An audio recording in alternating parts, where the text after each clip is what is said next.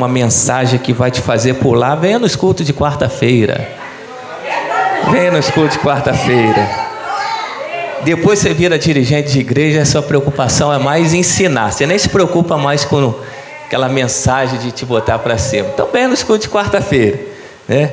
E a minha mensagem mudou completamente, de diácono para quando eu virei dirigente. Mudou, não é a mesma. Porque a sua prioridade é mais de ensinar. Você não tem mais aquela prioridade de... Isso daí é com os pregadores itinerantes, né? Os meninos novos, amanhã também tem um menino abençoado que vai pregar aí, é a responsabilidade dele. A gente não, a gente que está na frente de igreja, a responsabilidade é de ensinar, tá? Abra suas Bíblias, ao qual o presbítero Alexandre já leu. Mateus capítulo 5. Eu vou ler do 1 ao 3. Mateus capítulo 5. Eu vou ler só do 1 ao 3. Não vou comentar o restante. Decorrer dos cultos, quem sabe eu comento sobre as outras bem-aventuranças.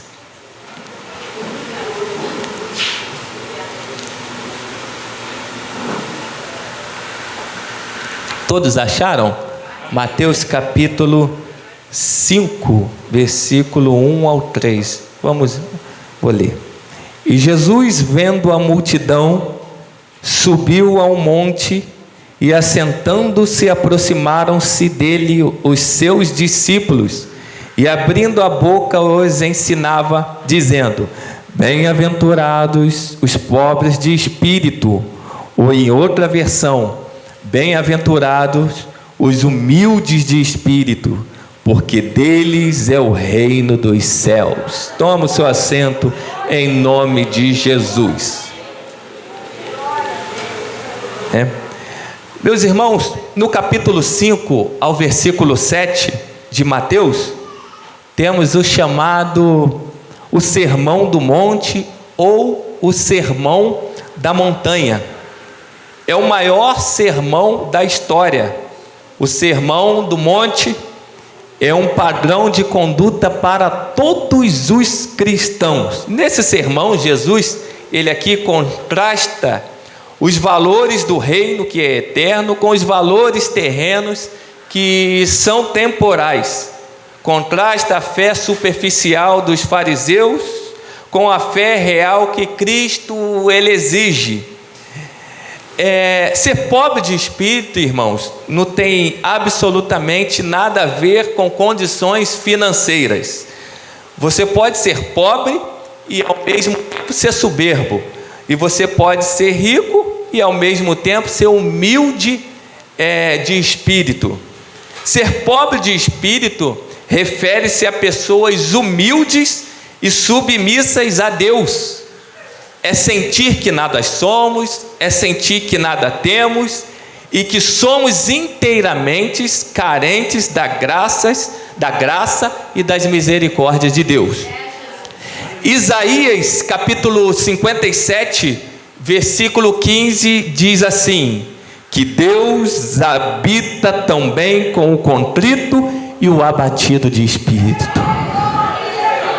A primeira característica de quem é pobre de espírito ou humilde de espírito é a mesma coisa. A primeira característica é a humildade. Quando lembramos de humildade, lembramos de João Batista. Se puder colocar na tela aí para mim, ô Ítalo. Evangelho de João, capítulo 1, versículo 19. Então, a primeira característica de quem é pobre de espírito é a humildade.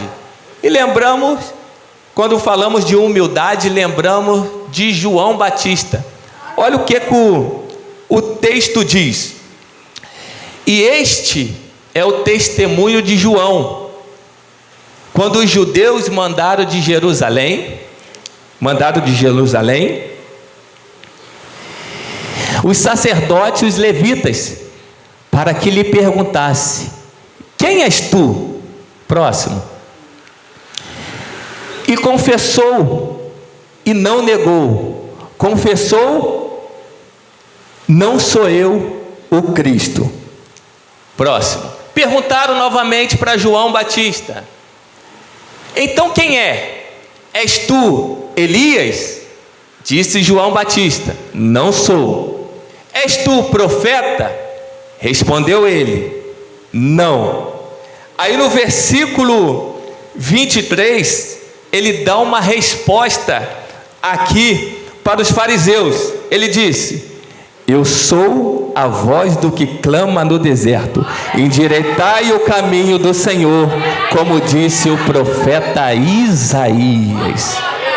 Perceba que chegaram para o João Batista e indagaram ele, perguntando se ele era o Cristo, se ele era o profeta Elias, se ele era o profeta. Você vê que ele disse: não sou nenhum deles. Olha a humildade desse homem, olha a humildade de João Batista. Aqui eu aprendo a primeira lição: nunca aceite ser intitulado por algo que você não é. Esses dias eu fui no supermercado fazer compra com a minha esposa, e lá eu encontrei um presbítero, e ele há muito tempo, anos atrás, ele foi do nosso campo de Madureira.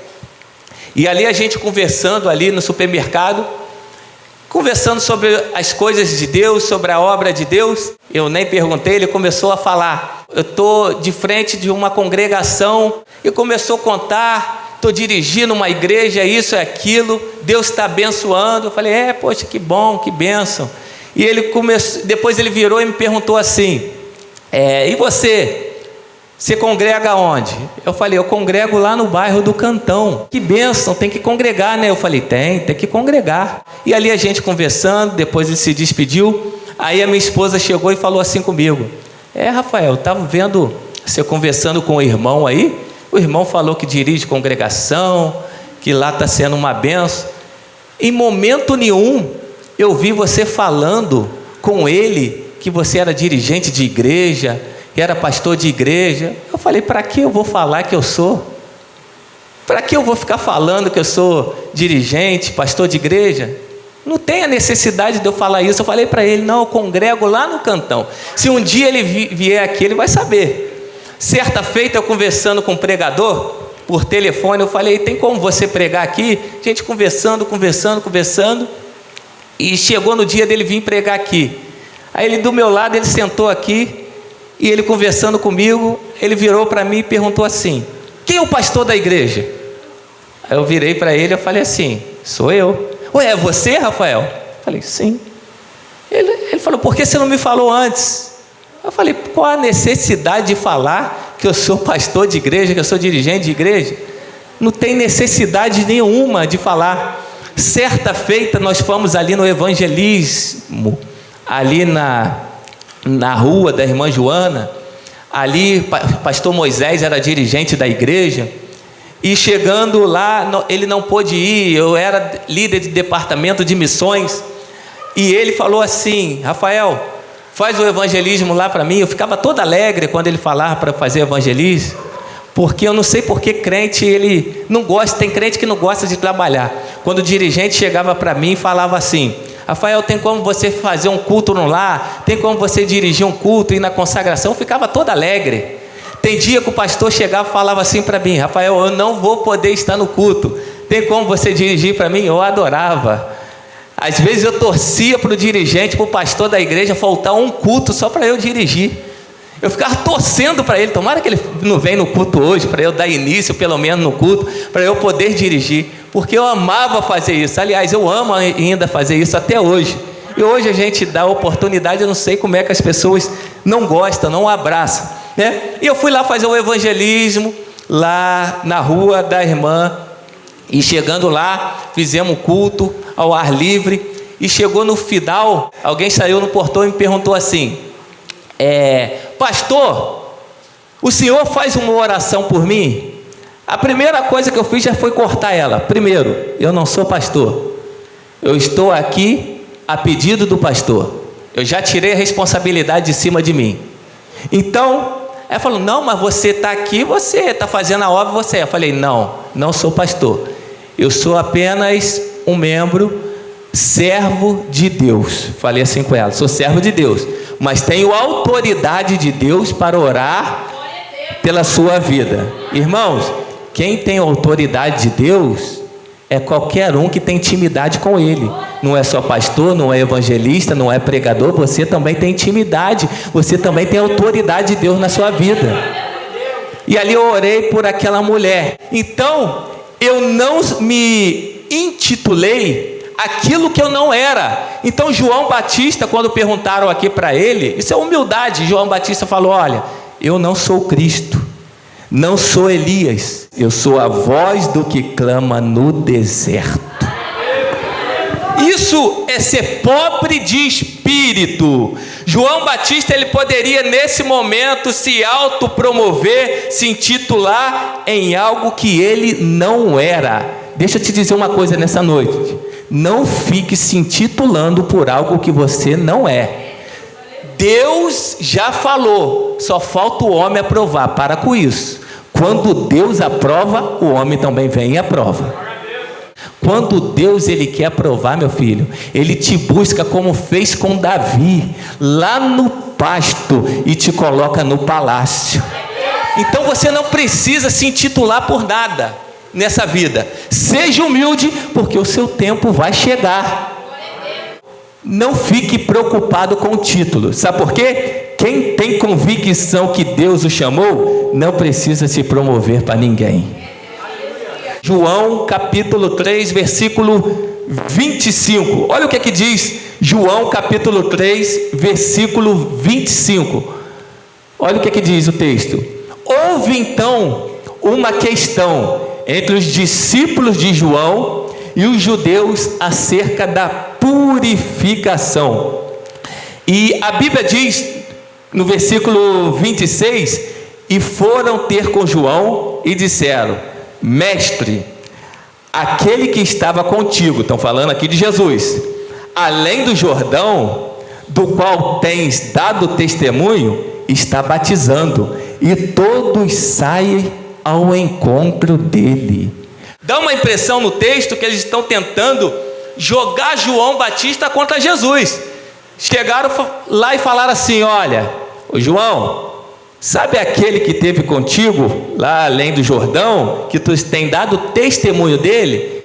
Ele tem batizado, todos saem ao encontro dele, a multidão está indo ao encontro dele. Parece que eles estão tentando fazer uma contenda aqui entre Jesus e João Batista. Olha a resposta de João Batista, é necessário que ele cresça e que eu diminua.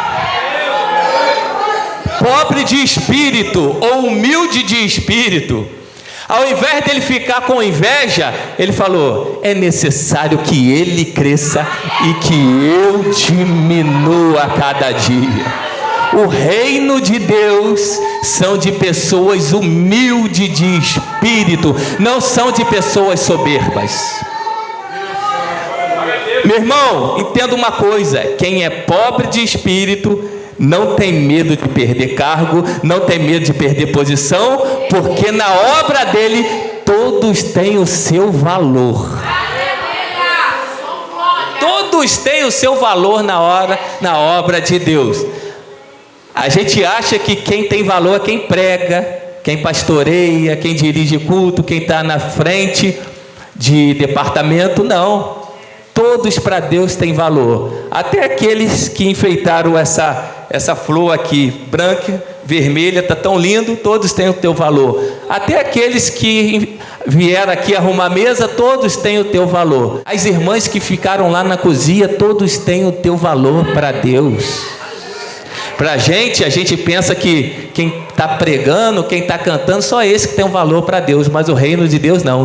O reino de Deus é feito das pessoas humildes. Você lembra de Gideão, por exemplo, o qual quando o Senhor lhe enviou um anjo para anunciar-lhe o grande feito que ele estava prestes a realizar? Lembra de Gideão?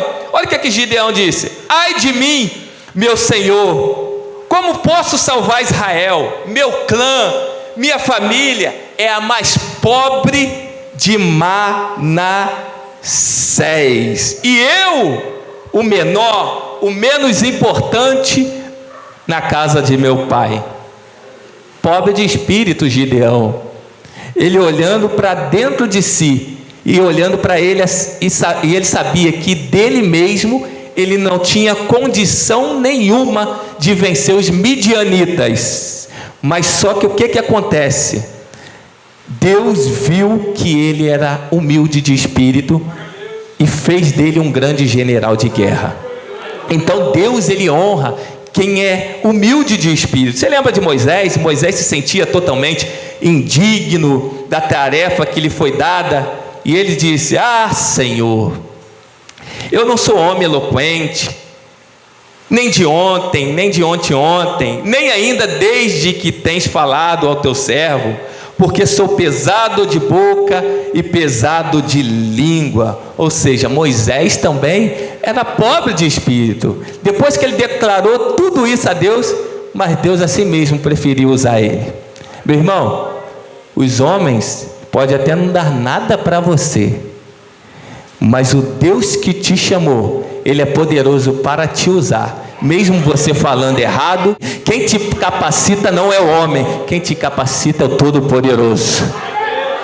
Tem gente que acha que tem e não tem, e tem gente que acha que não tem. Deus fala: esse tem. Já viu gente assim que acha que tem, mas não tem? E tem gente que fala: ah, eu não tenho nada para oferecer, e Deus fala: é esse que eu quero usar, esse tem sim para oferecer. Aí a Bíblia continua dizendo: ser pobre de espírito, irmão, ser pobre de espírito é ser humilde e reconhecer sua total dependência de Deus. A segunda característica de quem é pobre de espírito ou humilde de espírito: reconhece a sua própria natureza. Quem é pobre de espírito não olha para a vida alheia. Examinai a si mesmo. Você não tem que examinar o seu irmão. Você tem que se examinar a si mesmo. Então a segunda característica de quem é pobre de espírito, ela reconhece a sua própria fraqueza. Você lembra do profeta Isaías, tendo recebido aquela gloriosa visão? Ele exclamou dizendo: sou homem de lábios impuros, ai de mim, porque sou homem de lábios impuros. Ou seja, Isaías reconheceu sua própria fraqueza. Isaías se sentiu indigno diante da presença de Deus. Davi também reconheceu a sua pequenez diante de Deus. Se você é pobre de espírito, Deus vai cuidar de você, Deus vai te dar auxílio e vai ser o seu libertador. No Novo Testamento também, irmão, contemplamos pessoas que eram pobres de espírito, como Pedro. Quando ele realmente viu o Senhor, foi então que ele rogou: Senhor, retira-te de mim, porque sou pecador. Pobre de espírito. Entenda uma coisa: a soberba do homem o abaterá, mas o humilde de espírito receberá honra. Provérbios capítulo 29, versículo 23 diz isso. Tiago 4,6 também diz: Deus resiste aos soberbos, mas dá graça aos humildes. É assim que ele faz com o humilde e é assim que ele faz com o soberbo. Quando Davi tirou do pasto, colocou no palácio. Quando Nabucodonosor tirou do palácio, colocou no pasto para comer capim. Falou: Nabucodonosor, você está muito soberbo, vou te tirar do palácio e vou te levar um pouco para o pasto para comer capim, para ver se você abaixa um pouco o seu nariz. Então Deus faz isso, ele dá graça aos humildes, mas os soberbos ele abate. Então devemos ser humildes na presença de Deus e devemos reconhecer aquilo que nossos irmãos fazem. Já pensou, se você me pegar e colocar lá na cozinha? Vai ser um desastre. E tem irmão, se eu colocar aqui para dirigir o culto, também vai ser um desastre. Então um precisa do outro. Eu preciso de você, você precisa de mim, e todos nós precisamos de Deus. Seja humilde de espírito, porque deles é o reino de Deus, né? Então, Pedro, ele reconheceu a sua insuficiência diante de Deus. Se você é pobre de espírito e dependente de Deus, quando você se sentir fraco, abatido, sem ânimo, Deus traz de volta a sua vida espiritual. Deus te renova a tua alma e te reanima. Então se humilhe debaixo das potentes mãos de Deus. Lucas capítulo 18, versículo 9 ao 13, coloca aí para mim. Lucas capítulo 18, versículo 9 ao 13. Ser pobre de espírito é agir como aquele publicano que orava dizendo: ó Deus, tem misericórdia de mim, pecador. E disse também esta parábola, isso é Jesus, a uns que confiavam em si mesmos, crendo que eram justos, e desprezavam os outros. Próximo. 2 homens subiram ao templo para orar, um fariseu e o outro publicano. Publicano, gente, naquela época da pior espécie, ninguém gostava dos publicanos. E o fariseu religioso, estando em pé, orava consigo desta maneira. Olha só a soberba dele: ó Deus, graças te dou. Começou bem, graças te dou, porque não sou como os demais homens. Começou a piorar, começou a se ensoberbecer com os demais homens, roubadores, injustos e adúlteros, nem ainda como este publicano. Olha só, o que ele faz agora é certo, só que depois ele erra feio. Jejuo 2 vezes na semana, isso é ele falando com Deus. Jejuo 2 vezes na semana. Talvez esteja melhor do que muito crente, melhor do que a gente, esse religioso aqui. Dou os dízimos. Talvez, até aí, talvez está melhor do que muito crente, esse fariseu aí. Dou os dízimos, até aí está certinho. De tudo quanto possuo. Ele não dá sobra. Até agora ele está certo. Ele jejua, ele ora e ele dá o dízimo, está certo. O publicano, porém, estando em pé, de longe, nem ainda queria levantar os olhos ao céu, mas batia no peito dizendo: ó Deus, tem misericórdia de mim, pecador. Você viu que a oração do fariseu, ele começou bem, só que depois ele começou a se ensoberbecer, desfazer do próximo. Ele tem que orar? Tem que jejuar? Tem. Nós temos? Tem que dizimar? Temos, mas não desfazer do próximo. Não sou como esse publicano. E o publicano diferente, olha lá, o publicano, porém, estando em pé de longe, nem ainda queria levantar os olhos ao céu, mas batia no peito dizendo: ó Deus, tem misericórdia de mim, que eu sou pecador. Reconhecendo sua própria fraqueza. Enquanto eu estiver mais perto de Deus, mais eu vejo quanto eu preciso mudar, mais eu vejo quanto eu sou falho e pecador. Quanto mais perto de Deus, mais eu reconheço meus pecados, mais eu reconheço que sou falho e pecador. Agora, uma pessoa que está longe de Deus só anda acusando as pessoas. Você pode ter certeza que essa pessoa está longe de Deus, mas agora aquele que está totalmente declarando a Deus que é pecador, que precisa mudar, para Deus ter misericórdia, quer alcançar o favor dele, Deus acha a graça dessa pessoa. Davi disse assim: cria em mim um coração puro e renova com um espírito inabalável. É isso que Deus está falando, é isso que Deus requer de mim e de você, para que todos os dias nós olhamos para nós mesmos e reconhecemos as nossas falhas, a nossa pequenez. E quanto mais longe eu estiver de Deus, mais eu vejo o pecado e as falhas dos meus irmãos. Você pode ter certeza, irmão, se você está olhando muito a vida alheia, você está bem longe de Deus. Às vezes, na frente das pessoas, somos os santos, mas lá no secreto, só Deus conhece os seus monstros. Só Deus conhece os nossos monstros, lá no secreto. Mas nesse dia, Deus vai cobrar cada um de nós. Então não adianta você ter uma vida de aparência, mas Deus, os olhos dele estão em todos os lugares. E para terminar, irmão, entenda uma coisa: a ceia do Senhor, você só é digno de se assentar à mesa quando você reconhece a sua insuficiência diante de Deus. Quem é digno de sentar à mesa? Se formos olhar um para o outro aqui, ó, cada um, se a gente for apontar aquele lá, não é. Vocês vão olhar para mim, ele também não é. Vou olhar para vocês, vocês também não são. É por isso que a Bíblia fala: examine e coma.